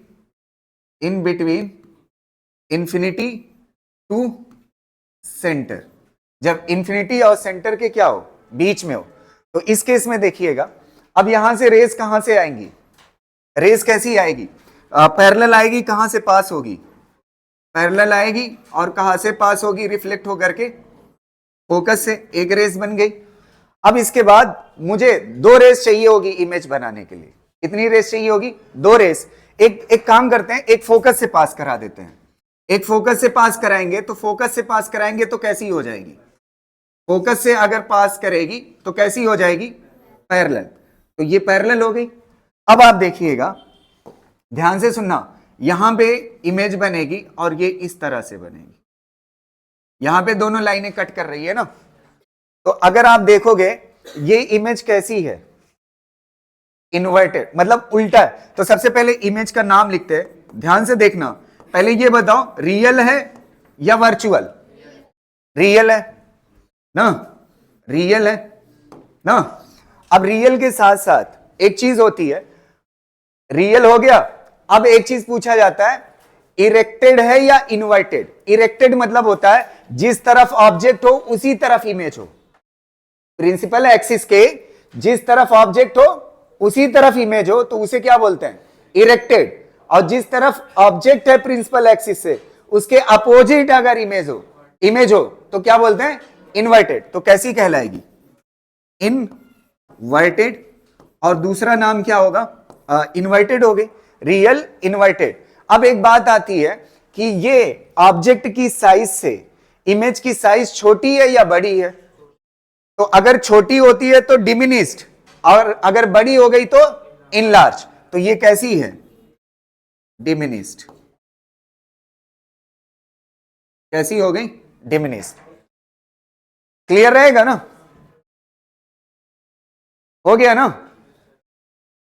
यहां तक कोई दिक्कत नहीं। अब आप देखिए अगला पॉइंट, अगली पिक्चर देखिएगा। अभी आप बनाइएगा आराम से। इस बार क्या है, ऑब्जेक्ट को कहां पे रखते हैं, ये पोल, ये फोकस, ये कहां पे, सेंटर। ऑब्जेक्ट कहां पे है, ऑब्जेक्ट कहां पे, एट सेंटर। एट सेंटर के केस में क्या होगा, एट सेंटर। अब कहां से रेज निकालिए, पहले एक पैरेलल निकालिए। पैरेलल कहां से पास होगी, फोकस से। अब इसके बाद दूसरी रेस चाहिए एक और, समझ आ रही ना बात। तो अगर दूसरी रेस चाहिए तो दूसरी कहां से पास कर दो, फोकस से पास कर दो। अच्छा, फोकस से जो पास होगी वो कैसी हो जाएगी, ये थोड़ा सा गलत जगह कट गई थोड़ा सा ऐसे कटना चाहिए, थोड़ा सा इसको इधर कर लेते, आप सही से काटना तो ये क्या हो जाएगी, इमेज हो जाएगी। ये ऑब्जेक्ट हो गया और ये क्या हो गई, इमेज। अब देखिए इमेज का नाम रखते हैं, इमेज पहली रियल या वर्चुअल, रियल। अब दूसरी चीज, प्रिंसिपल एक्सिस के सेम साइड है या अपोजिट ऑब्जेक्ट से, अपोजिट है तो कैसी कहलाएगी, इनवर्टेड। इनवर्टेड। और साइज के बारे में, छोटी या बड़ी नहीं हुई, सेम साइज, तो क्या हो जाएगी, सेम साइज। समझ आ रही ना बात। अब तीसरा देखिएगा, तीसरे केस में हम क्या करते हैं, वो चौथा होगा ना। चौथे केस में ऑब्जेक्ट को किसके बीच में ले आते हैं, सेंटर और फोकस के बीच में ले आते हैं। तो ऑब्जेक्ट अगर सेंटर और फोकस के बीच में आ जाता है, ये पोल, ये फोकस और ये सेंटर। ऑब्जेक्ट कहां पे है, फोकस, अब वो सेंटर और फोकस के बीच में। समझ आ रही ना, मतलब इसके आसपास कहीं, इन ऑब्जेक्ट कहां पे है, in between centre and focus. अगर in between centre and focus है तो पैरेलल रेस जाएगी और टकरा करके कहां से वापस आएगी, फोकस से ना। अब इसके बाद एक रेस कहां से निकाली आप, फोकस से। और यहां से टकराने के बाद कैसी हो जाएगी, पैरेलल हो जाएगी। थोड़ा सेंटर को आगे कर लो सेंटर को आगे कर लो, ठीक है। तो ये कहां पे बनेगी, थोड़ा सा बताइएगा। ये बनाना जो है, ठीक,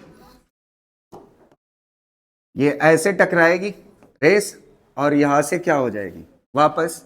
तो यहां पे देखिए ये कहां पे बन रही है, इमेज।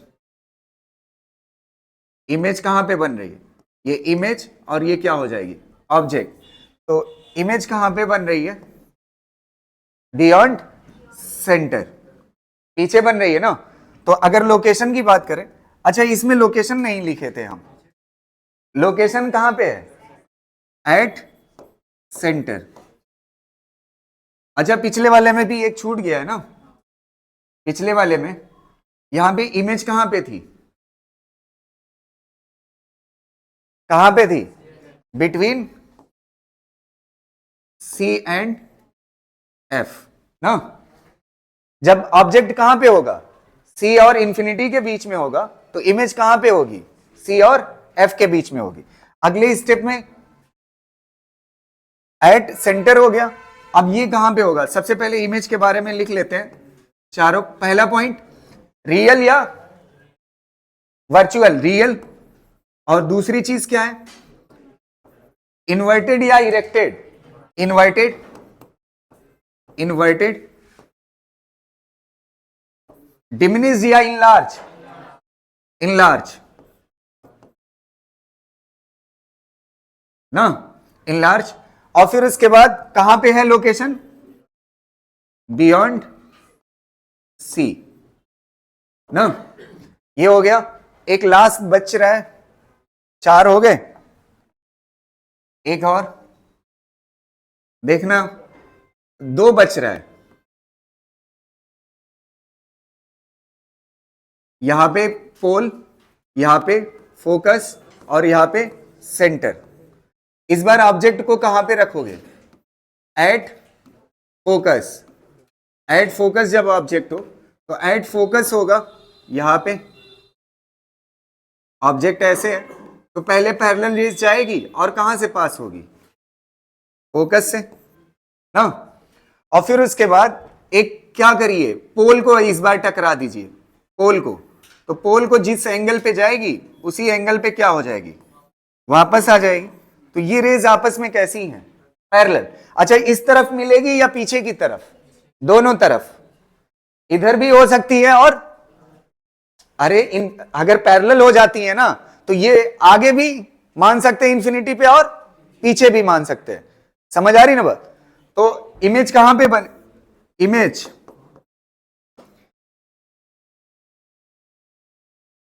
ना, इसमें क्या लिखा जाएगा, इमेज कहां पे बनेगी, एट इंफिनिटी, पहली चीज। और दूसरी चीज रियल होगी या वर्चुअल है, रियल होगी या, इसके बारे में नहीं, दोनों इंफिनिटी पे बन रही है ना आगे। अच्छा, इधर मानोगे इंफिनिटी पे तो क्या सच में मिल रही है, और पीछे मानोगे तो वर्चुअल। तो इसको दोनों कह सकते हैं। समझ आ रही ना बात। तो इसलिए कोई पॉइंट इसमें लिखना सही नहीं है। समझ आ रही ना बात। अच्छा, ये बताओ इन्वर्टेड बनेगी या इरेक्टेड, दोनों बन सकती है। तो इसलिए बस इतना ही काफी है इसके लिए। एक और छठा, एट, क्या हुआ, एट या in between focus and pole. अगर ऑब्जेक्ट फोकस और पोल दोनों के बीच में है, ऑब्जेक्ट फोकस और पोल दोनों के बीच में है, ये फोकस, ये सेंटर, ये पोल। इस बार ऑब्जेक्ट यहां पर है ना, ऑब्जेक्ट यहां पर है, एक रेस जाएगी टकराएगी और टकराने के बाद कहां से पास होगी, फोकस से। और एक रेस को कहां लगा दो, पोल पे। तो जितने एंगल पे इंसिडेंस उतने एंगल पे क्या होगा, रिफ्लेक्शन। तो ये कहां मिल रही है, कहीं ना कहीं, कहीं ना कहीं पीछे मिलेगी। तो पीछे अगर मिलेगी तो ये इमेज इस बार कैसी बनेगी, वर्चुअल। तो इमेज का पूरा वो लिखते हैं, इमेज पहली चीज रियल होगी या वर्चुअल, वर्चुअल आई है, वर्चुअल। और दूसरी चीज इन्वर्टेड होगी या इरेक्टेड, इस बार जिस तरफ ऑब्जेक्ट है उसी तरफ इमेज है, तो कैसा कहलाएगा, इरेक्टेड। कैसा कहलाएगा, इरेक्टेड। और तीसरी चीज क्या है, डिमिनिश्ड या इनलार्ज, इनलार्ज।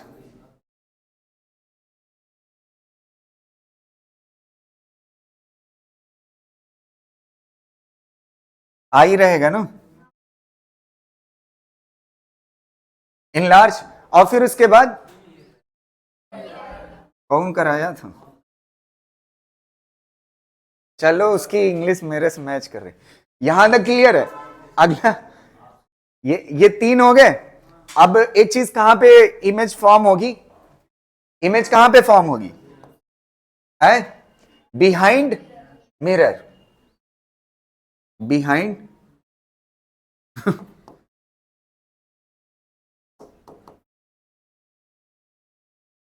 ठीक है,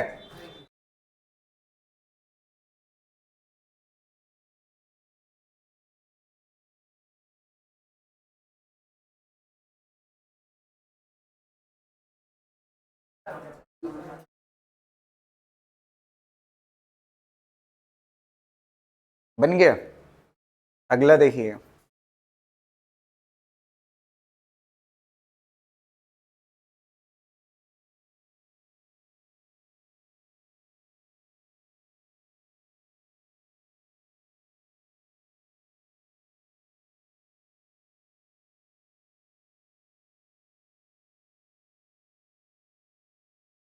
लिख चुके हैं आप?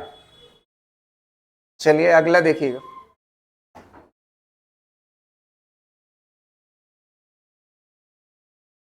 ये वाला, चलिए एक चीज हमारे साथ दोहराइएगा, एक मिनट देखिएगा। पहले ऑब्जेक्ट कहां पे था? पहली पिक्चर में ऑब्जेक्ट कहां पे था? इन्फिनिटी पे। तो इमेज कहां पे बनी? फोकस पे। और कैसा था इमेज? Real, highly diminished. और कहां पे बनी? फोकस पे। फिर उसके बाद जब ऑब्जेक्ट कहां पे है? इन्फिनिटी और सी के बीच में है, तो उस वक्त इमेज कहां पे बनी? सी और एफ के बीच में। और कैसी बनी? रियल और इन्वर्टेड। कैसी? डिमिनिस्ड। ठीक है। फिर उसके बाद इसके नेक्स्ट वाला हमने देखा, नेक्स्ट वाले में ऑब्जेक्ट कहां पे है? सेंटर पे। तो इमेज भी कहां पे बनी? सेंटर पे। और कैसी बनी? रियल, इन्वर्टेड और कैसी? Same size. फिर उसके बाद अगला हमने पढ़ा किसके बीच में है? सी और एफ के बीच में ऑब्जेक्ट है, तो इमेज कहां पे बनेगी? सी के बियॉन्ड। मतलब ऑब्जेक्ट इधर जा रहा है तो इमेज अपोजिट आ रही। तो आप देखोगे कैसी इमेज बन रही? रियल और क्या बन रही? इन्वर्टेड। और साथ में कैसी? इनलार्ज और बियॉन्ड सी बन रही। फिर उसके बाद दो और देखा हमने। अगर ऑब्जेक्ट किस पे हो? फोकस पे, तो इमेज कहां पे बनेगी? इन्फिनिटी। इसमें वर्चुअल और रियल कह पाना मुश्किल है। क्यों मुश्किल है? क्योंकि ये आगे भी मिल सकती है और पीछे भी मिल सकती है, तो दोनों कह सकते हैं एक साथ। समझ आ रही ना बात? और साथ साथ में इन्वर्टेड होगी या इरेक्टेड, जब दोनों तरफ बनेगी तो कैसी हो सकती है? इन्वर्टेड भी हो सकती है और इरेक्टेड भी हो सकती है। तो इसलिए हमने कुछ खास इसमें नहीं लिखा। फिर उसके बाद कहां पे था? जब ऑब्जेक्ट कहां पे हो? फोकस और पोल के बीच में, तो इमेज कहां पे बनी? Behind mirror. और कैसी बनी? वर्चुअल। और साथ साथ में कैसी? इरेक्टेड और कैसी? इनलार्ज। समझ आ रहे हैं? अब एक देख लीजिए किसके ऊपर यही सेम चीज क्या कहते हैं इमेज के बारे में, ऑब्जेक्ट क्या कहते हैं, ऑब्जेक्ट और इमेज पोजीशन के बारे में। किसके लिए? कॉन्वेक्स के लिए। कॉन्वेक्स में क्या होगा? कॉन्वेक्स में क्या होता है? देखो, अगर इस तरह से अंदर वाली सरफेस क्या है? पॉलिश्ड है। तो अंदर वाली सरफेस अगर पॉलिश्ड है, ठीक है, यहां पे ध्यान से समझिएगा, अगर कॉन्वेक्स है तो एक ही जगह ऑब्जेक्ट रखने का ऑप्शन है। किस जगह? एक ही जगह। और वो कौन सी है? यहां। अच्छा, फोकस सेंटर सब किधर होगा? इधर होगा ना। और रिफ्लेक्टिंग सरफेस तो इधर है ना, ये पोल है। रिफ्लेक्टिंग एक ही जगह ऑप्शन है ना, मतलब इधर कोई फोकस सेंटर कुछ है नहीं। मतलब ऑब्जेक्ट की लोकेशन ये है, मान लेते हैं ऑब्जेक्ट की लोकेशन अगर ये होगा, तो देखिएगा एक पैरेलल रेस जाएगी और कहां से पास होती हुई महसूस होगी? रिफ्लेक्ट होकर के। कहां से? फोकस से। तो ये ऐसे हो जाएगी इस तरह से, इस तरह से हो जाएगी। समझ आ रही ना बात? ये कौन सी? एक रिफ्लेक्टेड हो गई। अच्छा, दूसरी जितने एंगल पे जाएगी, जितने एंगल पे इंसिडेंट करेगी ना, उतने ही एंगल पे क्या करेगी? रिफ्लेक्ट करेगी। अब इन दोनों को क्या करिए? इन दोनों रिफ्लेक्टेड रेस को मिला दीजिए, तो यहां पे मिल जाएगी ना, यहां पे। और यहां पे मिलेगी तो ये किसकी इमेज बन जाएगी? इस ऑब्जेक्ट की इमेज यहां पे बन जाएगी। समझ आ रही ना बात? तो अब ये बताइएगा, एक ही पोजीशन पॉसिबल थी ना, एक ही पोजीशन अगर पॉसिबल थी तो इमेज की चीजें बताइएगा। सबसे पहले ये बताइए, रियल है या इन्वर्टेड? कैसी है? रियल है या वर्चुअल? कैसी है? वर्चुअल। वर्चुअल। रियल है या वर्चुअल में से कैसी है? वर्चुअल। और दूसरी चीज बताइएगा, इरेक्टेड है या इन्वर्टेड? इरेक्टेड। इरेक्टेड मतलब सेम साइड, ठीक है, इरेक्टेड। अच्छा, लार्ज है, इनलार्ज है या डिमिनिस्ड? डिमिनिस्ड। डिमिनिस्ड। डिमिनिस्ड। अच्छा, एक बात बताना, और आखिरी लोकेशन क्या है? हैं? बैक साइड ना। जिस तरफ रिफ्लेक्टिंग सरफेस होगी वो फ्रंट होता है, जिस तरफ रिफ्लेक्टिंग सरफेस होती है वो क्या होता है? फ्रंट। तो अगर ये फ्रंट है तो इधर क्या है? बैक। तो किधर बनेगी इमेज? कहां पे बनेगी? बैक साइड बनेगी। कहां पे बनेगी? Back side. समझ गए ना? अच्छा, एक खासियत देखिएगा, ध्यान से सुनिएगा। पिछले वाले में, कॉनकेव में और इसमें, दोनों में जब वर्चुअल बनी तो दोनों तरफ, दोनों बार किधर? जिधर ऑब्जेक्ट है उधर इमेज नहीं है ना। तो चाहे कॉनकेव हो चाहे कॉन्वेक्स हो, एक बात निकल के आ रही है कि जिधर ऑब्जेक्ट होता है, अगर ऑब्जेक्ट रियल है तो इमेज कैसी है? वर्चुअल। तो ऑब्जेक्ट रियल से इमेज वर्चुअल जानते हैं कैसे बनती है? दोनों अलग अलग साइड होते हैं। नहीं समझ आई? अच्छा, इससे पहले कॉनकेव में बाकी 5 केसेस में क्या हुआ था? कैसी थी? तो रियल जिस तरफ ऑब्जेक्ट होता है उसी तरफ इमेज भी होती है। तो रियल ऑब्जेक्ट से रियल इमेज एक ही साइड में बनती है, और रियल ऑब्जेक्ट से वर्चुअल इमेज अपोजिट साइड में बनती है। नहीं समझ आई बात? क्लियर रहेगा ना? ये बात समझ आई? और एक फर्क खाली इसमें और पिछले वाले में क्या है? पिछले वाले में कॉनकेव में जब वर्चुअल बना था तो कैसा बना था? इनलार्ज बना था। और इसमें कैसा बन रहा है? डिमिनिस्ड। तो आपकी जानकारी के लिए बताऊं, ये जो कॉनकेव वाला वर्चुअल बनता है, अच्छा, वर्चुअल के साथ साथ कैसा है? इरेक्टेड है ना। वर्चुअल के साथ साथ कैसा है? इरेक्टेड है। तो वर्चुअल के साथ साथ अगर इरेक्टेड है, तो अगर आप देखोगे, जो दांत वाले डॉक्टर होते हैं, दांत वाले डॉक्टर को क्या होता है, आपके दांत के अंदर अगर किसी चीज को देखना होता है तो इस वाले इसको मिरर को यूज करते हैं, क्योंकि ये क्या कर देता है? ऑब्जेक्ट की साइज बढ़ा देता है, तो आप आसानी से देख सकते हो ना। तो अगर कोई वर्चुअल इमेज बना रहा है, ऐसा बोल दिया जाता है वर्चुअल इमेज बना रहा है, वर्चुअल इमेज के साथ साथ इनलार्ज बना रहा है, तो तुरंत समझ जाना कौन सा है? कॉनकेव। कौन सा है? कॉनकेव। अगर वर्चुअल बन रही है और डिमिनिस्ड बन रही है तो समझ जाना कौन सा है? कॉन्वेक्स। तो दांत वाले डॉक्टर कौन सा यूज करते हैं? कॉनकेव। और जो आपके गाड़ियों के साइड में लगा होता है उसमें बड़ी चीज कैसी दिखाई देती है? छोटी दिखाई देती है। तो बड़ी चीज छोटी दिखाई देना, और उसी, अच्छा, ट्रक ऐसे ऊपर खड़ा है तो पलटा हुआ तो नहीं दिखाई देता ना। तो जिधर ऑब्जेक्ट है उधर ही इमेज दिखाई देती है, और कैसी दिखाई देती है? छोटी। तो आपके गाड़ियों में जो मिरर लगा होता है, साइड मिरर, वो कैसा होता है? कॉन्वेक्स होता है। ये बात क्लियर रहेगी ना? चलिए, अब यहां तक हो जाए, इसको बना लीजिए जल्दी से, फिर उसके बाद मैग्निफिकेशन और फार्मूला पढ़ा के फिर छोड़ देंगे, ठीक है? न्यूमेरिकल इसके कल कर लेंगे।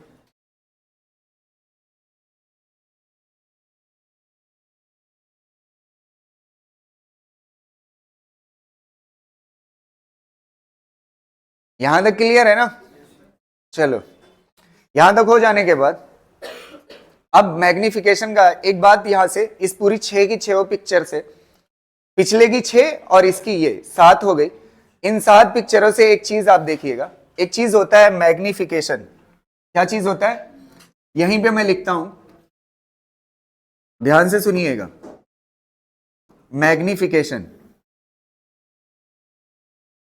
मैग्निफिकेशन, मैग्निफिकेशन क्या होता है? एम, इसको एम से बोलते हैं। बढ़िया से समझिएगा, ये क्या होता है? माइनस ऑफ ये इमेज डिस्टेंस और ये ऑब्जेक्ट डिस्टेंस। u मतलब कौन सी डिस्टेंस, ऑब्जेक्ट, और v मतलब इमेज डिस्टेंस। ये बराबर होता है H I divide by H not. अच्छा ये कौन सी पोजीशन है, ऑब्जेक्ट, u क्या है ऑब्जेक्ट पोजीशन और v क्या है इमेज पोजीशन। यहां पे लिख देता हूं u क्या है ऑब्जेक्ट पोजीशन और v क्या है इमेज पोजीशन। इमेज पोजीशन अभी आपने देखा है ना, ऑब्जेक्ट और इमेज पोजीशन देख ली ना, अभी तो पढ़ाया हूं। ऑब्जेक्ट रख रख के कभी सी और इंफिनिटी के बीच में है, कभी सी पे है, कभी फोकस और सेंटर के बीच में है, तो इमेज कहां कहां पे बनी वो चीज देख लिया। ये पोजीशन है और ये क्या है हाइट ऑफ इमेज और ये हाइट ऑफ ऑब्जेक्ट। और जितना कॉन्सेप्ट हम अभी फिलहाल पढ़ रहे हैं वो कॉन्सेप्ट किसके लिए, ट्रांसवर्स मैग्निफिकेशन। ट्रांसवर्स मैग्निफिकेशन का मतलब आप समझिएगा, जैसे ये मिरर है ना, ये मिरर है, तो ये कौन सी मिरर है, कॉन्वेक्स। कॉन्वेक्स के अगर इस तरह से, मतलब कॉन्वेक्स जिस वाले प्लेन में है ना उसी प्लेन में है, तो ये क्या कहलाएगा, ट्रांसवर्स। अगर इस प्लेन के ऐसे मिरर है ना, अगर ऐसे हो जाएगा तो क्या हो जाएगा, परपेंडिकुलर, और ऐसे रहेगा तो क्या होगा, तो इसको क्या बोलते हैं, ट्रांसवर्स। इसको क्या बोलते हैं, ट्रांसवर्स। अब आप वेव से ना रिलेट करिएगा, वेव में ट्रांसवर्स मतलब परपेंडिकुलर हुआ था, तो यहां भी प्रिंसिपल एक्सिस से देखोगे तो परपेंडिकुलर है। प्रिंसिपल एक्सिस से ऑब्जेक्ट कैसा रखा हुआ है, परपेंडिकुलर ना, तो इसलिए इसको क्या बोलते हैं, ट्रांसवर्स। दो केसेस है, एक मिनट सुनिएगा। तो ये मैग्निफिकेशन का फॉर्मूला है, m इज इक्वल टू क्या चीज है ऊपर लिखी हुई है, minus of image distance divide by object distance is equal to height of image divide by height of object. यहां तक क्लियर है। अब एक चीज आप सुनिएगा मेरी बात, इसको मैं पूरा फार्मूला खाली ऐसे बता दिया हूं, कल इसके बारे में डिटेल पढ़ाऊंगा। अभी फिलहाल के लिए अगर मैं आपसे कहता हूं, यहां पे आप देखिएगा इस बॉक्स के अंदर, अगर m की वैल्यू निगेटिव आ गई, m की वैल्यू क्या आ गई, निगेटिव, इससे क्या क्या पता चलेगा, एक मिनट ध्यान से सुनिएगा। m की वैल्यू क्या आ गई, माइनस आ गई, तो m की वैल्यू माइनस आना, माइनस मतलब आप समझ रहे हो। अगर आप पिछली पिक्चर्स पे जाएंगे तो एक चीज आप देखो, यहां पे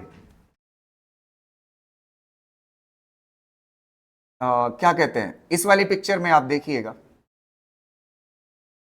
देखो जब तक रियल ऑब्जेक्ट से रियल इमेज बनी है, ध्यान से सुनिएगा मेरी बात, जब तक रियल ऑब्जेक्ट से क्या बनी है, रियल इमेज, तब तक दोनों ऑब्जेक्ट और इमेज दोनों किस तरफ है, एक ही साइड है, दोनों कैसे हैं। तो अगर ऑब्जेक्ट में प्लस है तो इमेज में भी क्या है, प्लस, अगर ऑब्जेक्ट में माइनस है तो इमेज में भी क्या है, माइनस। मतलब दोनों का साइन कैसा होगा, सेम। अगर दोनों का साइन सेम होगा तो इसका मतलब किसकी बात हो रही है, v और u दोनों कैसे साइन के साथ होंगे, सेम के साथ होंगे। अगर सेम साइन के साथ होंगे तभी ये कैसा आएगा, m कैसा आएगा, नेगेटिव आएगा। मतलब ये किसकी बात, m नेगेटिव मतलब क्या होता है, किसकी बात करना, ऑब्जेक्ट कैसा है, रियल। और जब जब रियल हुआ है तब तब उसके साथ एक वर्ड जुड़ा हुआ है, इन्वर्टेड। कैसा जुड़ा हुआ है, इन्वर्टेड ना। इमेज कैसी होगी, रियल और साथ साथ में इन्वर्टेड। और अगर m कैसा आ जाता है, पॉजिटिव आ जाता है, तो इसका मतलब क्या है, m पॉजिटिव मतलब एक तरफ ऑब्जेक्ट दूसरी तरफ इमेज, और मैग्निफिकेशन के फार्मूले में क्या है, माइनस, तो एक प्लस होगा दूसरा माइनस, तो ये माइनस माइनस क्या हो जाएगा, प्लस, तो मैग्निफिकेशन कैसा आ जाएगा, प्लस। और अगर प्लस आ गया, मैग्निफिकेशन पॉजिटिव आ गया, तो इससे क्या पता चलता है, वर्चुअल। कैसा पता चलता है, वर्चुअल। और वर्चुअल के साथ साथ दूसरा टर्म फिक्स है, वो कैसा होगा, कैसा होगा, सेम साइड, इरेक्टेड ना, इरेक्टेड ना। समझ आ रही ना बात, ये दो बात क्लियर है ना। अच्छा, m निगेटिव को क्या बोल सकते हो दूसरी मैथ की लैंग्वेज में, m लेस देन जीरो। क्या बोल सकते हो इसी को, m लेस देन जीरो। और इसको क्या बोलते हो, m ग्रेटर देन जीरो ना। अब एक चीज छूट जा रही है, रियल, इन्वर्टेड, वर्चुअल, इरेक्टेड, ये खाली साइन से हम पता कर सकते हैं। किससे पता कर सकते हैं? साइन से। लेकिन एक चीज छूट रही है, वो जानते हैं क्या है? अभी ये चीज नहीं पता चल पा रही है, डिमिनिश्ड या इनलार्ज। डिमिनिश जानते हैं, ये दो, मैग्निफिकेशन की वैल्यू निगेटिव में आ रही और मैग्निफिकेशन की वैल्यू कैसी आ रही? पॉजिटिव। एक बार इधर आ जाइए इमेज पे। ये चीज अगर आपको समझ आ गई, फिर आपको बता रहा हूं बहुत ही सिंपल हो जाएगा, कोई दिक्कत की बात नहीं है। इस वाली पिक्चर में आप देखिएगा। अच्छा ये बताओ, इस पिछले वाले पेज से देखिए, इसमें कैसी इमेज है? रियल है कि नहीं है? है रियल। अच्छा, ऑब्जेक्ट की साइज से इमेज की साइज क्या है? छोटी है। और अगली पिक्चर में ही देखिए, इसमें क्या है? समझ आ रहे? तो है तो रियल ही। ये भी क्या बता रहा है? रियल। और पिछला वाला एग्जांपल भी क्या बता रहा था? तो आपको पता है, अगर आप मैग्निफिकेशन का फार्मूला देखेंगे तो मैग्निफिकेशन के फार्मूले में क्या है? HI/H0। पहले वाले एग्जांपल में इमेज क्या थी? छोटी। और दूसरे वाले एग्जांपल में इमेज क्या थी? बड़ी। और दोनों क्या थे? तो अब आप देखिएगा, ये निगेटिव साइन है, निगेटिव और पॉजिटिव, ये दो काम थे, दोनों बता चुके। अब मैग्निफिकेशन की वैल्यू साइन को छोड़ करके अगर m की वैल्यू 1 से ज्यादा है तो इसका मतलब इनलार्ज। कैसा? इनलार्ज। और अगर m की वैल्यू, साइन क्या लगा हुआ उससे कोई लेना देना नहीं है, अगर लेस देन 1 है तो इसका मतलब डिमिनिश्ड। नहीं समझ आई बात? मैग्निफिकेशन एक बार फिर दोहरा लीजिए। मैग्निफिकेशन अगर निगेटिव होगा तो निगेटिव मतलब रियल, और रियल के साथ वर्ड क्या जुड़ा हुआ है? इन्वर्टेड। और अगर मैग्निफिकेशन पॉजिटिव है तो वर्चुअल, और कैसा? इरेक्टेड। ये दोनों तो फिक्स है। अब अगर आपको देखना है तो साइन हटा दीजिए मैग्निफिकेशन से। अब मैग्निफिकेशन की वैल्यू साइन हटाने के बाद अगर ग्रेटर देन 1 है तो इनलार्ज, अगर लेस देन 1 है तो मैग्नीट्यूड क्या बताता है? इनलार्ज और डिमिनिश्ड। और निगेटिव क्या बताता है? रियल या वर्चुअल। और दूसरा क्या बताता है? इन्वर्टेड या इरेक्टेड। ये बातें क्लियर है? अब आखिरी बात करके फिर क्लास खत्म करते हैं, ठीक है? एक चीज आप समझिए, इससे ज्यादा साइन कन्वेंशन तो पढ़ा बता देते हैं। जैसे ये कौन सा मिरर है, थोड़ा सा बताइए। और ये वाला कौन सा है? ये कॉनकेव। और ये कौन सा है? कॉनकेव। ये कौन सा है? कॉन्वेक्स ना। एक चीज आप मुझे बताइएगा, जिधर रिफ्लेक्टिंग सरफेस है वो क्या कहलाएगा? जिधर रिफ्लेक्टिंग सरफेस है क्या कहलाएगा? क्या कहलाएगा? जिधर रिफ्लेक्टिंग सरफेस है उसे क्या बोलेंगे? फ्रंट। और जिस तरफ पॉलिश सरफेस है उसे क्या बोलते हैं? बैक। कैसे भी रखा हो उससे फर्क नहीं पड़ता। जिधर कैसी है रिफ्लेक्टिंग सरफेस वो क्या होगा? फ्रंट। और जिधर पॉलिश सरफेस है वो क्या होगा? बैक। अच्छा इसका बताइए, इधर क्या है? फ्रंट। और इधर क्या है? बैक ना। अब आप मुझे थोड़ा सा बताना, एक चीज ध्यान से सुनना। जब कोई भी चीज, अच्छा आपको 3 चीजें दिखेगी। आपने क्या क्या देखा है? U देखा है। U क्या होता है? Object distance. V क्या होता है? Image distance. F क्या होता है? Focal length. F क्या होता है? Focal length. ये 3 चीजें आपको दिखने जा रही है क्वेश्चन में। अगर इन तीनों चीजों में से कोई भी ऐसी चीज जो फ्रंट की तरफ होगी वो पॉजिटिव लेना, और जो फ्रंट की तरफ होगी उसको नेगेटिव लेना, और जो बैक की तरफ होगी उसको पॉजिटिव लेना। बस साइन कन्वेंशन खत्म। इतना बात याद रखना, जो चीज किस तरफ होगी? फ्रंट की तरफ होगी उसे कैसा लिया जाएगा? नेगेटिव। कैसा लिया जाएगा? नेगेटिव। और जो चीज किधर होगी? बैक होगी, उसे कैसा लिया जाएगा? बैक में कैसा लिया जाएगा? पॉजिटिव। कल इस पे क्वेश्चन करेंगे। नहीं समझ आई बात? क्लियर रहेगा ना? ठीक है। अच्छा एक बात बता दीजिए, इस पिक्चर में बताइएगा, इस पिक्चर में ऑब्जेक्ट और इमेज दोनों पॉजिटिव लिया जाएगा या निगेटिव? क्योंकि फ्रंट पे है ना, तो फ्रंट पे सारी चीजें कैसी? नेगेटिव। अच्छा इसमें बताइए, इसमें बताइएगा ऑब्जेक्ट किधर है? फ्रंट, तो कैसा लिया जाएगा? निगेटिव। और इमेज किधर है? बैक, तो कैसा लिया जाएगा? पॉजिटिव। एक इसमें कॉन्वेक्स में भी बता दिए, इसमें ऑब्जेक्ट किधर है? फ्रंट में ना, अरे ऑब्जेक्ट फ्रंट में है तो फ्रंट में नेगेटिव, इमेज किधर? बैक में, तो कैसा? पॉजिटिव। बस इतना याद रखिएगा, समझ आ रही ना बात? अब मैग्निफिकेशन एक बार दोहरा के फिर जाइए। अगर मैग्निफिकेशन निगेटिव है तब रियल या रियल और इन्वर्टेड, और अगर मैग्निफिकेशन पॉजिटिव है तो वर्चुअल और इरेक्टेड। और फिर उसके बाद अगर मैग्निफिकेशन ग्रेटर देन 1 है वैल्यू तो इनलार्ज, और लेस देन 1 है तो, बस इतनी बातें हैं, बाकी इससे आगे कल देखेंगे। ठीक है, थैंक यू।